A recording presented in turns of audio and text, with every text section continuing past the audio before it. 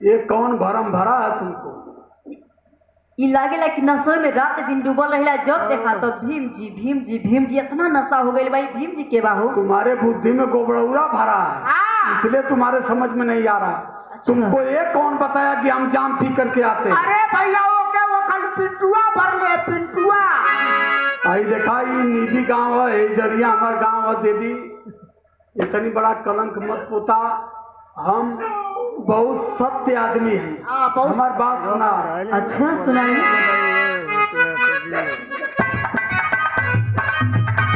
जो तोके लगाला कि हम लड़खड़ात आइला, भीम के नाम का जाम पीता हूँ मैं। भीम के नाम का जाम पीता हूँ मैं। थक गई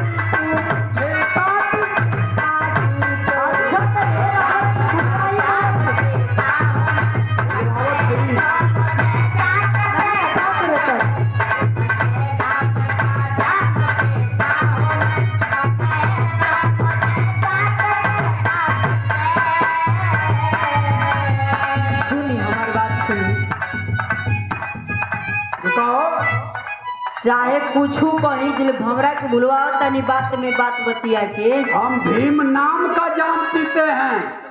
भीम नाम का जाम पीते हैं? वो अलग ब्रांडेड है। अच्छा तो आपको पता नहीं है कि हम क्या कहना चाहते हैं? अच्छा सुनिए।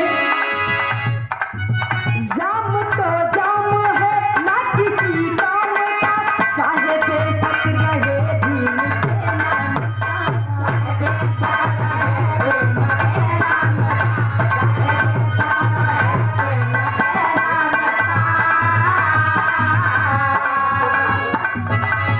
करियाते हो ठीक से ना खाते बनो, करियाते हो ठीक से ना खाते बनो।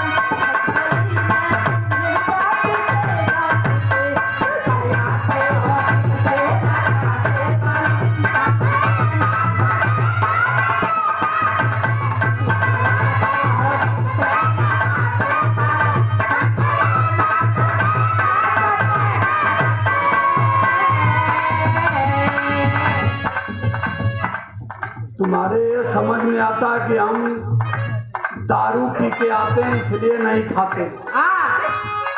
बिल्कुल कितना पढ़ी हो? इंटर तक पढ़े हैं जी, इंटर तक। आगे क्यों नहीं पढ़ी? पढ़ रहे हैं ना। अच्छा कोरोना पढ़ाई जारी है। कोरोना की वजह से नहीं पढ़ी? हाँ। अच्छा अच्छा तो सुनो, जब बीए में जाओगी तब हमारी बात समझ में आएगी। अच्छा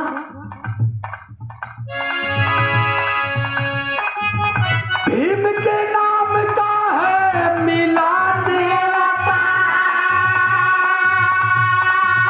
बाबा साहब पूरे देश के देवता।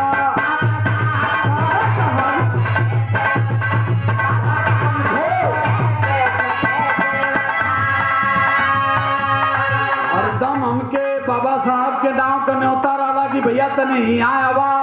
कुछ लोग ना समझ पावत ना तो जाइला तो कहीं फुलौरी मिलैले, कहीं घाटी मिलैले, और कहीं ठंडा उंडा भी मिल जाला। तो जाड़ा में ना मिले था, लेकिन ठंडा में तो 50 ठे चाय पियावल। वही में 2-3 ठल्ला वाला ताक पियावल, पेट तो भर जाला। अच्छा तो घर में आई तो का खाई? तो के बताइला कि जब हम बहरे निकलीला तो चोखा चटनी कम बनावल करा। हमके घरे खाली 2 ठे रोटी, करैली के चाहे नेनुआ का तरकारी मिल जाये, वही में हम ठीक थे।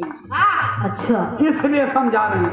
हाँ। हमारे दिमाग में भरम ये सब भर रहे हैं जो ये गलत है। हाँ तो अपने दर्द यादे के समझा लिया, रोक ले, बोलो ना लोग। दर्द याद ही जानत हुआ कि एक काम करा कि इनाम का एक काम करा, छुट्टा करवा। अरे छुट्टा के चक्कर में हवा। अरे तो हम लोग ऐसा ना कि निभाता तो एक को दिन ना निभाएंगे। इसीलिए कह दे ना, इसीलिए मोटू की कम बोला। सुनो तो कम का बोलिए। दर्द याद हुआ, चाहत हुआ कि छुट्टी छुट्टा करा दिया जा। तोहार दुलरुआ ना हम समझा अरे ला। तू सुना, तू पत्नी भगत रहा तू हमसे तो 1 मिनट तुहने से का मतलब? अरे जा अरे अमान का मैटर अमान अपन बतियावत छोतियावत है, समझत बुझत है, एमे तुहने का कुद्दत हुआ? हाँ तो गोड़े पर गिरा तो है अमन के बस बात ना बड़ा देखल गए।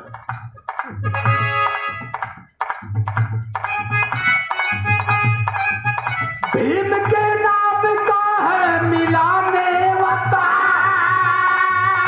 बाबा साहब पूरे देश के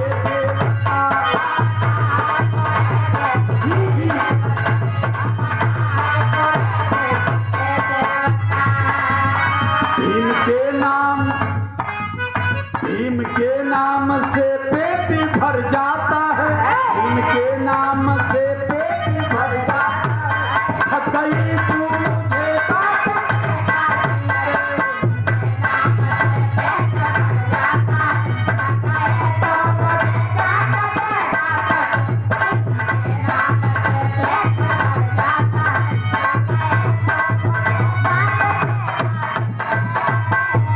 सुनी हमारे बात हम जे कहत नहीं हो, लेकिन वो सही ना बा, लेकिन आप बतिया अब हमरे समझ में आवे लगल। अच्छा बच्चन समझ में। हाँ ये समझ में आ गई कि आप जाम के नशे में नहीं, आप भीम जी के नशे में रहकर। इसलिए बताते हैं कि दर्द यादों के चक्कर में मत पड़ो। दर्द याद तो हमके देखल ना चाहत हम, तो सोचत हम ये ससुरा का परिवार टूट जा, ये बिखर जा, नहीं तो ये तो देश का कथा वार्ता भी बंद करावल चाहत हो। तो उनके बात मत सुना देवी। तो सुनी, जब हमारे तथागत गौतम बुद्ध जी के और हमारे भीमराव अम्बेडकर जी के जाप करते हैं, उनके नशे में रहते हैं, तो एक बात कहना चाहेंगे। हाँ क्या कहना सुनिए, चाहिए?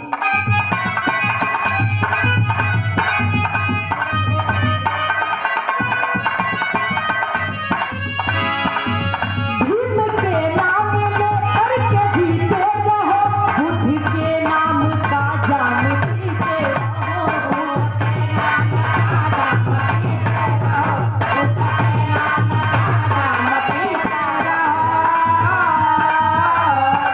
सुनी, पिंटू काजल से जाके बताऊंगी मैं। अब बतावा कि चौका के बाद चौकी पर ले जेबू, हाँ चौकी के बाद चौका पर ले जाइबू। तो बतवा तनी हमरो बेइज्जती होई, हाँ तब तोहरो थोड़ी तुहरो बेइज्जती होई। हाँ हमहन के बात हमहना ले रहेगा, हाँ पिंटू से और उनसे मत का दुनिया से हमहन के बात तो हमहन के आप बात